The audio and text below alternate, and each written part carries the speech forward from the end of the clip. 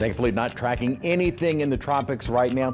Thought we would actually see a bit more rainfall than we did today. Had a lot of cloud cover. Now high temperatures still got into the 90s. Kind of a thin high cloud deck right now looking out toward downtown. 91 degrees at the moment. A dew point of 74, so still feels like 100. Same heat index out at Lakefront. 101 is the current heat index at Bogalusa. Actually not as terrible in Baton Rouge right now, only 95, with actual temperatures in the low 90s across the board right now, some upper 80s, especially near the water. This was a little complex of storms that were moving toward us early this morning. We'll go back in time here to show you. Now, I thought this instability would at least help to trigger, along with daytime heating, more rain development, but rain coverage today was pretty limited, about 20–30%, and we're rather dry on radar right now, so did not see too many cooling showers, and I think our rain chances going forward are going to be on the lower end, kind of normal, 30, 40, maybe at times, some days 50%.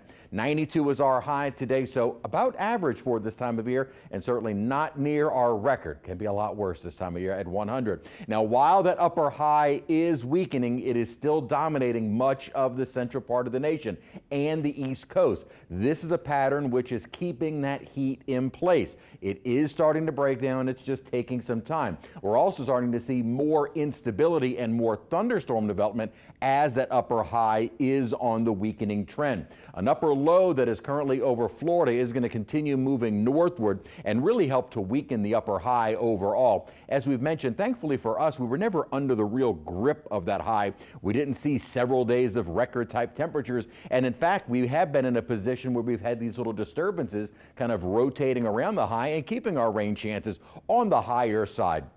I think tomorrow, though, generally speaking, it'll be more of our normal afternoon heating, a little bit of instability in the atmosphere to help trigger maybe a few more showers and thunderstorms, around 40–50%. Those are mainly driven by daytime heating, so they come to an end after sunset. The evenings and nights are fairly quiet. And once again, we start off the morning on Saturday, dry with those afternoon showers and thunderstorms, and looks like kind of a repeat as we head into our Sunday. This upper pattern is finally starting to break down thanks to this upper level low.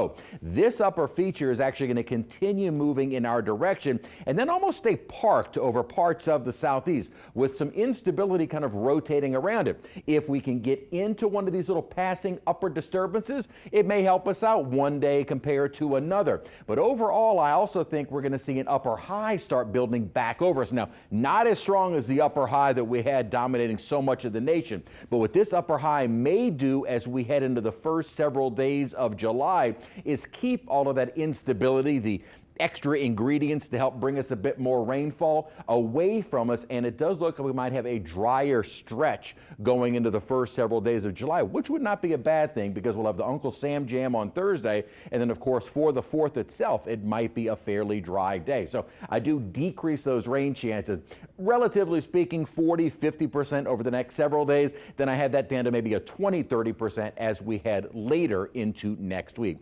Out in the tropics, Hurricane Center is not focusing on any area of development for the next 7 days. One little feature, though, this complex of storms to the east of the Yucatan has been picked up on by the Euro as maybe trying to do something as it moves into the either Bay of Campeche or Western Gulf as we head into the first couple of days, maybe late this weekend or early next week. But overall, not really jumping out, and the GFS is actually not indicating anything.